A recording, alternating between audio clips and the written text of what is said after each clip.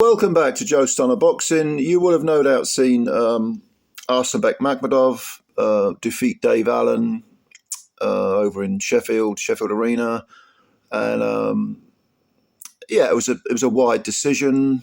Allen was his usual frustrating self. He didn't throw enough punches. Inexplicably, didn't go to the body, which I know it's easier said than done. I know there has to be some technique involved. I agree. But I think Makhmudov was just the better fighter. Allen, what an incredible chin he has. Absolutely shockingly good punch resistance. Reminds me a bit of sort of Ray Mercer, before his chin got cracked. I think he had an injury and it was never the same, but up to the point where he was WBO champion and was fighting people like Lennox Lewis, Larry Holmes, Tommy Morrison. I mean, you couldn't put a dent in the guy. He was an incredible chin. And Dave Allen has that quality. But of course, the question has arisen, should Dave Allen retire? And one of the reasons is the punishment that he takes, because he took a frightful beating against Makhmudov. And afterwards, in interviews, he said, look, that's the hardest I've been hit. Yeah, I can believe that. But let's not forget that he also got stopped in 10 rounds, pulled out by his corner, by David Price, another very, very big hitter. I mean, Pricey had his confidence seemed to be quite low. He seemed to struggle with the self-esteem and emotional side of the game. And his chin wasn't great. But he could hit hard. He could hit fucking hard. And he gave Dave a ferocious beating. Another person who gave Dave a ferocious beating, if you haven't seen these fights, go and have a look at them. Watch them through your fingers, though, because it's kind of, kind of horrific to see. But another one that gave Dave a terrible beating was Tony Yoka over in France. And Dave got stopped in, I think it was a final round of a 10-rounder. Another devastating beating. It really was. Luis Ortiz, he beat up Dave before stopping him on his feet. Dave's never been down as a pro, I think. I'm right in saying that. That's incredible when you consider who he's fought. And then Dillian White, who was in his prime, Dave took him 10 rounds but lost most of them, if not all of them. I can't quite remember. I remember bits and pieces about that fight, but I don't. It was a wide decision for Dillian anyway. But again, punishment taken. He also had, what was that guy's name? Bracamonte? Do you remember that fight? When they were just standing in front of each other and swapping big hooks, and it's a crazy fight.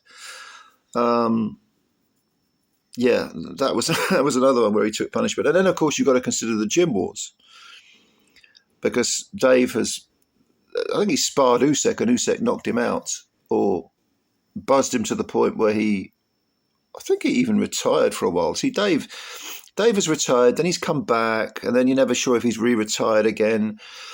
Then he comes back again, and another example would be he looked awful against Fraser Clark, and Fraser just beat him up, and Dave quit after 6 rounds. I mean, all of this, you add it together, and what do you get? You get Dave's 33 years old, but probably in fistic terms, he's about 43.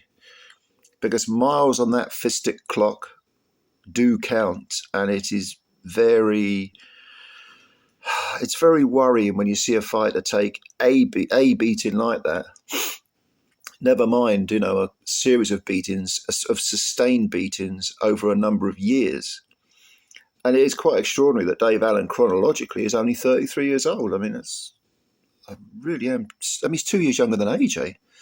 Although AJ's been around for a long time. Makhmudov, I think he's 36, but has had less fights and he has taken a couple of beatings, but he's fresher, you would say, at least in the professional game.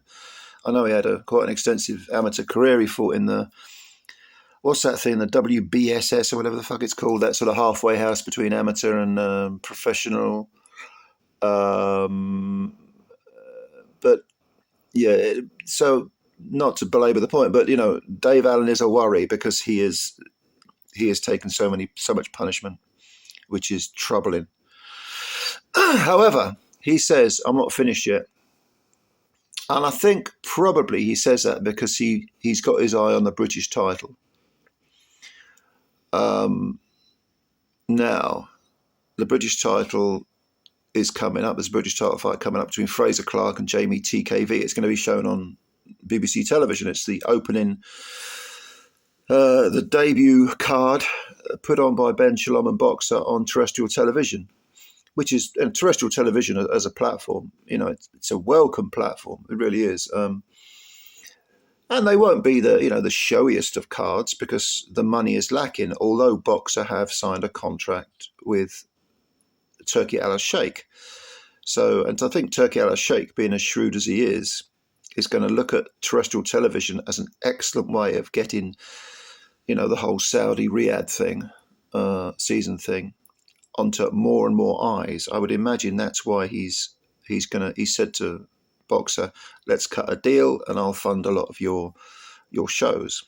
The more funding you get, the bigger names you get, the bigger matchups you get. You know the drill, okay?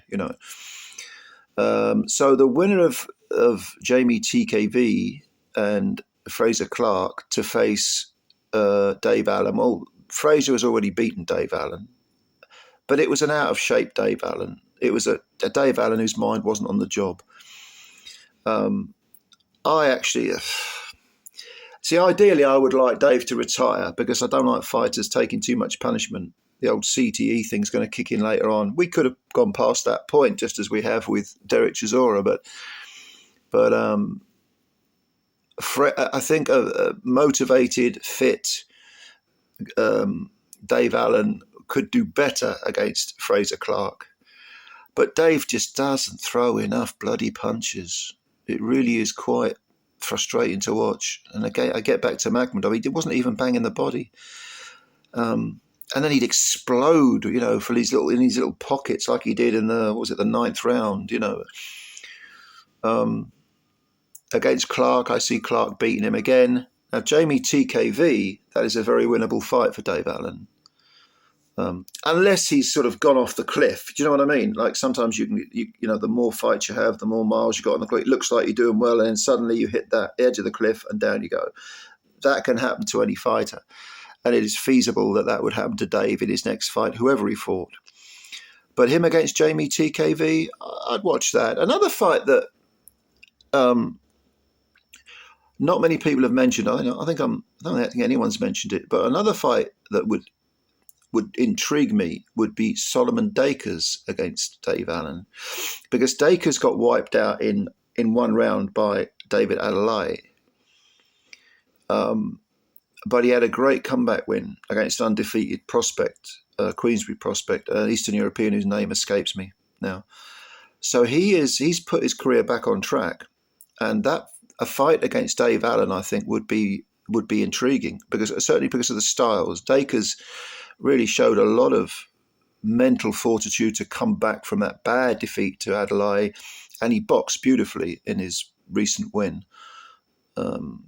I see him, so he can be hit and hurt and obviously knocked out, but he has skills. So it would be a case of almost like the skills versus the hard hitting strength of Dave Allen.